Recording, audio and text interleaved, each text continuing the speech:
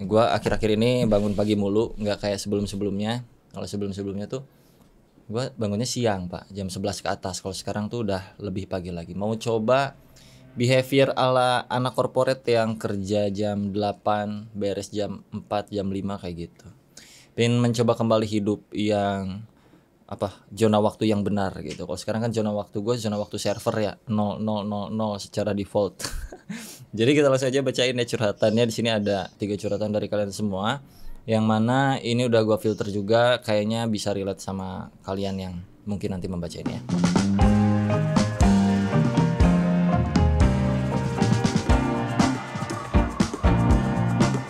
Jadi Bang, saya waktu SMA termasuk orang yang kompetitif apalagi di bidang informatika. Ya, saya dan sahabat saya itu sering mengikuti lomba-lomba semasa SMA. Competitive programming, guys. Anak cepek nih ya. Sekarang dia kuliah di kampus terkenal, sedangkan saya kuliah di kampus yang biasa aja, bahkan lebih jelek. Di kampus jujur, sampai semester ini semua yang diajarkan udah saya tahu gitu. Jadi dosen yang cuek sama mahasiswa dan mahasiswanya juga kayak males belajar gitu. Seringkali mahasiswanya ini pada ngeluh tapi nggak belajar, kan kintil ya, itu kintilnya dari gua. Kalau dari dia cuman sebatas itu doang kata-katanya tuh. Banyak mahasiswa yang mengeluh tapi nggak belajar katanya gitu. Jujur kalau di lingkungan ini saya merasa tidak berkembang pesat. Semester 2 akhir ini saya sampai mengikuti bootcamp. Jujur Bang, kemarin semakin hari makin malas belajar katanya. Saya melihat sahabat saya di sosial media, kayaknya dia makin lancar aja padahal dia nggak ikut bootcamp, tapi kayaknya rasanya levelnya jauh beda sama saya katanya gitu.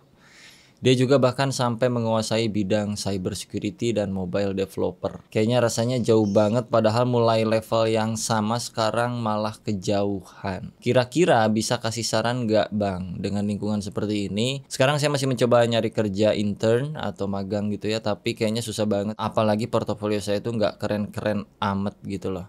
Beda sama teman-teman saya yang di bootcamp, dan saya masih semester 3. Bang, ada saran nggak buat saya untuk meningkatkan skill di lingkungan seperti ini? Wow, karena gue nggak bisa ngasih kayak gimana juga, jadi gue cerita aja dulu kayak gimana juga. Di lingkungan gue waktu gue kuliah itu sama kayak lu percis bro. Jadi nggak semua teman-teman kelas gue tuh cinta sama yang namanya ngoding. Jadi ketika perkuliahan dimulai semester 2 masuk ke web development, gue masih inget banget nih kayak ada materinya itu seputar membuat tabel HTML pakai TR, TD, TH, T-body, T-head yang gitu-gitu. Itu udah pada kayak anjir apaan nih kayak gini gitu loh. Tapi bener sama kayak lu, banyaknya tuh yang mengeluh dan tidak belajar. Jadi ketika dikasih tugas tuh bukannya mempelajari dan mencari keunikan dari apa yang dilakukan gitu kan, kayak tabel itu kenapa bisa terbentuk garis kotaknya, mereka tuh nggak penasaran sama yang gitunya. Kalau gua lebih penasaran kenapa ketika gua ketik TR itu menjadi seperti ini, ketik TD jadi kayak gini, ketik TH jadi kayak gitu kan. Jadi ada rasa penasarannya, dan pas gue coba-coba loh berhasil berubah ini, si tampilannya bagus gitu kan. Jadi apa yang gue ketik itu langsung berubah tampilannya, kan itu menarik bagi kita yang lagi belajar ngoding. Walaupun sama juga kayak lu tadi, pas kuliah tuh gue udah tahu juga sintaks tuh kayak gimana, HTML, CSS, JavaScript, nah gitu-gitu tuh udah tahu. PHP, programming language yang lain-lain tuh gue udah tahu juga, karena gue kuliahnya tuh telat gitu dibandingkan yang lain. Jadi bisa dibilang ada kemiripan kita, di mana circle gue tuh nggak mendukung gue untuk gue bisa keep up dengan si codingnya itu sendiri secara technical skill gitu. Tapi di saat itu yang gue lakukan adalah, karena gue tahu nggak semuanya kayak gitu, jadi gua melihat orang-orang yang kelihatannya tuh ada potensi, maksudnya bukan gua ngejudge mereka yang lainnya itu nggak punya potensi, tapi maksud gua potensi akan punya ketertarikan yang sama seperti gua gitu atas dunia coding. Dan gua menemukan beberapa orang, salah satunya adalah tim-tim gua yang sering gua sebutin di YouTube, Gegi, Teddy, Cahyo, Hafid, Joheri, dan beberapa teman lainnya yang saat ini kita jarang kontekan gitu, tapi yang paling sering kontekan tuh gua sama Gegi. Nah, kejadian gua sama Gegi ini kayak gini, percis sama kayak lu juga, sama nih. Dimana waktu itu Gegi itu, kalau sepengetahuan gua ya, mohon maaf kalau salah Geg, gua melihat Gegi itu dia punya rasa penasaran yang tinggi gitu loh, dan motivasi yang sangat kuat ya. Walaupun pas gua masuk kuliah kan kita umur beda jauh nih. Gue udah lebih tua, Gegi masih muda banget. Masih muda banget, jauh di bawah gue lah, bisa dibilang kayak gitu. Dan di antara teman-teman yang lain pun Gegi juga usianya paling muda waktu itu. Skillnya itu kan mulai dari nol tuh kalau Gegi, karena dia sebelumnya setahu gue belum ngoding. Jadi apa-apa yang dikasih materi di kampus itu dia beneran first time lah melihat itu. Dan ketika balik kampus, ketika orang-orang nongkrong, si Gegi kayaknya mempelajari apa yang udah diberikan sama kampus, tapi dengan eksplorasinya sendiri gitu. Nah karena gue udah tahu duluan, jadi gue nggak mempelajari hal tersebut. Kalau gue itu lebih ke ngerjain project aja yang gue pengenin. Karena kalau kita udah tahu konsep dasarnya, ketika di kampus tuh gue lebih fun aja untuk melihat euforia teman-teman semua melihat sintaks yang seperti ini, error lah. Terus ketika ada yang fix trouble-nya, ketawa ketiwi semuanya kayak gitu-gitu. Tapi intinya Gegi itu start dari nol, gue udah ada. Tapi sekarang itu tahun 2015 ya guys ya, 2015. Gegi nol, anggaplah gue dari 0 sampai 100% ilmu coding industri waktu itu 2015 gue taruh lah di 40 sampai 50% lah. Karena waktu itu sebenarnya gue udah freelance juga kan, udah dapat duit dari coding juga lah, intinya seperti itu ya. Tapi gue bisa bilang sekarang karena Gegi itu setelah lulus dia langsung kerja, dan gue melihat juga sama kayak lu percis, gue kayaknya levelnya udah jauh sama Gegi, kalah dah kalau dari segi coding technical skill tuh gue udah jauh, karena dia udah kerja di mana, pindah kemana, pindah lagi. Sedangkan gue cuman beberapa kali kerja doang. Tahun pertama di perusahaan ini, terus 2 tahun di perusahaan ini, terus keluar, terus bikin YouTube kayak gitu. Jadi secara technical skill dan lingkungan itu gua punya apa ya, kayak punya penjara sendiri gitu. Kalau kayak gitu, karena dia masih muda juga, dia terbuka, dan jadinya efeknya adalah mendapatkan knowledge yang sangat banyak gitu kan. Nah di situ pun gue melihat berarti wah ini skill gue udah kalah telak nih sama kayak gini. Terlebih spesifik dari front endnya, karena dia memang spesialis di front end. Dan gue sama sekali nggak khawatir atas hal tersebut, karena kita temen ini. Jadi gue selalu kontak kayak gini di saat-saat misalnya dia lagi free time, gue chat, Geg ada yang baru nggak di front end? Ada apa yang gue nggak tahu menurut lu kira-kira, tolong ngajarin gue kayak gitu orangnya. Jadi kalau misalkan si Geg itu punya ilmu-ilmu baru, ya gue minta ke dia. Kalau nggak ada ya udah, kita barteran aja intinya. Misalnya gue lebih di back end ya kan, terus gue main server, main jaringan kayak gitu-gitu misalnya di luar, yang mana Gegi spesialisasinya front end, dia nggak tahu hal-hal seperti ini. Ketika malam tuh kalau kita lagi nyantai nongkrong gitu, terus kita ngobrolin hal-hal yang gue nggak tahu dan yang Gegi nggak tahu. Jadi misalkan gue tahu sesuatu, gue share ke Gegi tahu sesuatu, dia share ke gue. Itu baru gue sama Gegi doang, belum gue sama yang lain-lain, teman-teman yang lain. Karena memang setiap individu tuh punya lingkungannya masing-masing gitu. Ketika lingkungan lu yang di tempat lu seperti itu, belum tentu temen lu tuh punya nuansa yang sama di situ juga. Nah mungkin di sana lebih hektik lagi untuk masalah si technical skill. Makanya dia bisa belajar di cyber security atau mobile developer kayak gitu-gitulah kurang lebih ya. Ya sama aja intinya, kalau lu bisa membentuk diri lu sendiri dimanapun lingkungannya, lu tetap bisa juga mempelajari hal kayak gitu. Kayak gua gini di rumah gitu kan. Di rumah tapi gue masih bisa belajar jaringan, gue masih bisa bangun-bangun home server dengan niat gue sendiri, dengan rasa penasaran gue. Jadi semuanya ada plus minus lah. Lu punya teman, lu punya diri lu sendiri, coba ngobrol dulu sama diri lu, apa yang bisa lu perkuat lagi, nggak usah terlalu ngandelin lingkungannya dulu kalau memang lingkungannya nggak support. Anggap aja kayak lu sendirian, kayak gue sini di rumah sendirian nih. Kalau lagi kayak gini kan gue bisa belajar banyak hal sebenarnya. Apapun itu gue bisa pelajarin sendiri tanpa ada gangguan manapun. Positifnya kayak gitu. Negatifnya cuman memang secara topik-topik obrolan ataupun hype-hype teknologi yang masuk ke kita kurang. Makanya di situ kita harus perbanyak lagi baca-baca gitu, keep up to date sama teknologinya. Terus nongkrong di forum atau di mana kayak gitu. Yang positif forumnya, jangan forum yang cuman gibahin orang doang, oke? Kalau kurang lebih seperti itu aja ya untuk siapa tadi nggak disebutin namanya. Oke, ya itulah, semoga bisa mencocokkan dengan kisah gua yang mana kurang lebih mirip-mirip juga seperti cerita lo. Oke, kita move ke yang berikutnya dari jangan di reveal emailnya katanya. Oke, jadi gini bang, gua tuh freelance udah 6 bulanan katanya, di salah satu tempat, dan tempat itu worth it banget lah, pokoknya banget untuk personal growth. Worth it banget untuk personal growth. Tapi untuk technical growth itu susah banget, bukan mustahil tapi susah sih katanya ya. Karena ruang lingkupnya itu nggak inline sama developer atau programmer. Karena gue di tempat ini sebagai developer alone. Anjir, sendirian dia ngoding nih. Gue pengen banget punya project yang sangat amat mementingkan technical dan teman-teman yang technical juga. Tapi di sisi lain gue butuh personal growth-nya.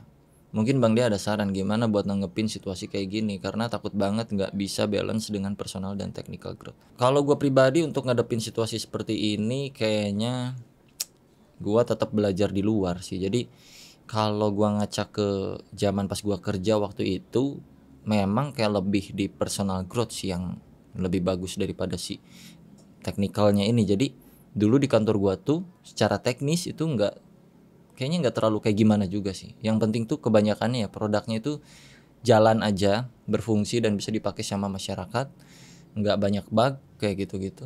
Dan intinya jadi di situ kita di-push untuk gimana caranya bikin produk, udah itu aja, tanpa harus mikirin banyak seputar teknis-teknis. Yang penting tuh produk bisa rilis di timeline yang udah ditentuin sama perusahaan gitu. Jadinya bagi gua pribadi kan kayak ada gap antara idealis gua dengan kebutuhan perusahaan gitu loh. Gue tuh pengen sintaks yang gue bikin untuk produk tersebut tuh bagus-bagus semuanya, pengen rapi, pengen ini, pengen itu, pengen terapin metode-metode yang apa gitu kan. Tapi nggak bisa karena kebutuhan timeline tuh mepet gitu. Jadi kita paksa si code-nya tuh ya udahlah jepret, yang penting jadi rilis. Ada bug ya wajar, tinggal di fix gitu aja terus tuh. Ya kan, berarti secara teknikal tuh kayak ada yang kurang sebenarnya. Tapi intinya dari gua untuk bikin balance antara technical dan juga personal itu kayak udah ke diri kita aja sih, susah itu mah. Sumpah bro. Apalagi kalau lu developer sendiri ya kan, harusnya lu bisa punya setidaknya ada sedikit kekuasaan lah gitu loh. Ketika dari tim manajerial pengen bikin A, lu kan seenggaknya lu bisa kasih rekomendasi dong, ya enggak? Karena kan lu cuman sendiri ngodingnya. Kita pakai ini loh Pak, lebih bagus kayak gini-gini. Kenapa pakai A, kenapa pakai B? Kita bisa terapin A, B, C, D, F, G. Orang lu doang yang ngoding ya kan, harusnya nggak ada intervensi dari sisi kiri sisi kanan kecuali dari manajerial doang ya kan. Anak-anak manajerial tuh butuh masukan dari developernya, apalagi kalau lu sendiri gitu loh. Contoh misalkan kita mau bikin produk apa nih, e-commerce. Menurut lu tech stack yang bagus untuk e-commerce kayak gimana? Pemilihan database-nya, infrastrukturnya, apanya itu kan bisa jadi technical growth juga gitu. Apalagi di sini tadi lu bilang personal growth-nya itu bagus banget, worth it banget ya kan. Berarti mereka harusnya support dong sama apa yang menurut lu bagus untuk si produknya. Harusnya sih mungkin kayak gitulah sederhananya ya. Tapi gua nggak bisa begitu banyak ngasih sesuatu seputaran pertanyaan ini, saran gitu ya untuk ngebalance antara si personal dan technical, karena gua sendiri dulu nggak pernah mikirin itu. Jadi ya mungkin itu aja sih singkat ya guys ya. Dan ini yang terakhir ya guys ya, yang terakhir tuh ada dari Alivi Ciganjanti. Kenapa gue sebut? Karena dia minta namanya disebutin, jadi ya udah gue sebutin aja. Dan ini pure curhat kelihatannya karena nggak minta saran, nggak minta apa-apa ke gue. Oke, kita coba bacain. Jadi Alivi ini mahasiswa akut dari UMJ Prodi Ilmu Komunikasi yang skripsinya nggak kelar-kelar 2 tahun berjalan. Gua punya 5 teman SMA yang masih sering ngumpul. Di antara kami berlima itu ada 2 yang ngoding. Oke, jadi ini di sisi seseorang yang non coding. Dan kalau main sering di rumah teman gua yang jadi back end developer. Gua seneng nih kalau punya temen dia bukan developer tapi dia ngerti banget seputar anak-anak back end, front end kayak gitu-gitu. Gua demen dah. Biasanya kami itu kalau ngumpul tuh cuman kayak main Dota dan nonton film. Nah, suatu ketika ada momen pas lihat teman gue lagi ngoding, timbul rasa pengen ngoding lagi. Oh, jadi sebelumnya lu pernah ngoding juga. Dulunya itu mahasiswa IT, cuman sampai semester 3 dan cabut katanya. Oh, pantesan. Oke, sekarang masuk ke Ilkom ya. Akhirnya gue bilang ke teman gue mau ngoding lagi dan dia support gue dengan nyuruh install VS Code dan nonton YouTube-nya Pak Eko, PZN ya guys ya. Setelah gue ikutin tutorial dasar JavaScript di channelnya, itu setelah selesai akhirnya gue coba cari tutorial lain. Dan ketemu channel gue, The Afrizal Universe semester 1 katanya gitu. Dari situ gue mulai sering ngoding karena pembawaan lu. Alhamdulillah, thank you banget bro. Semester 1 sampai 3 gue lewatin tanpa masalah, lanjut lagi ke channel Pak Eko, balik lagi. Dan juga ke channelnya Pak Sandi dan beberapa tutorial berbahasa Inggris lainnya. Tapi gue mulai sadar kalau gue kena tutorial hell. Gak semua bisa ngoding kalau nggak lihat YouTube katanya gitu.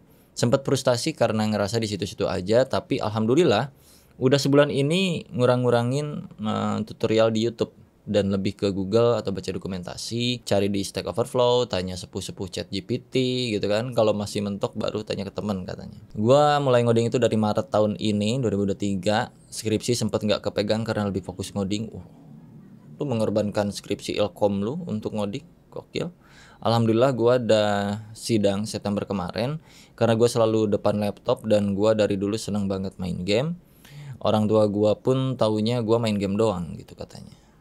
Kadang ada penyesalan kenapa gue nggak lanjutin kuliah IT. Dan kadang juga ada ketakutan apakah masih bisa dapat kerja di umur 26 tahun dari ngoding katanya. Kadang minder juga dengan laptop kentang gua yang suara kipasnya udah kayak baling-baling helikopter. Dan itu harus dibagi 3 sama adik-adik gua buat kuliah. Wow. Ini perjuangan proses belajar ngoding ya, dari manapun gimana pun caranya yang penting ngoding gitu loh. Makasih Bang buat konten ngoding pakai ThinkPad-nya, bisa buat gua jadi semangat lagi katanya. Oh yang itu ya, yang ThinkPad ya. Ya ThinkPad sih memang kayak salah satu laptop yang speknya itu enggak wow, enggak jelek juga, simple, minimalis, dan untuk belajar ngoding sih menurut gua kayak well banget lah. Gue juga hampir ditinggal cewek karena belum jadi apa-apa dan belum lulus. Aduh sih ya boy, belum jadi apa-apa dan belum lulus mau ditinggal cewek gara-gara fokus ngoding. Semangat Bang, ditunggu perkuliahan Universe semester 4 dan sehat selalu Bang Dea. Sekian Bang, itu aja curhatan gue. Thank you banget Alifi Cigan Janti. Ya semoga aja ini ada hal yang bisa mewakilkan pertanyaan-pertanyaan kalian atau curhatan kalian juga. Jadi sampai jumpa di baper yang berikutnya. Kalau kalian pengen ikutan curhat, langsung aja kirim ke email deakwars@icloud.com dengan subjek baper. See you on the next video. Bye bye.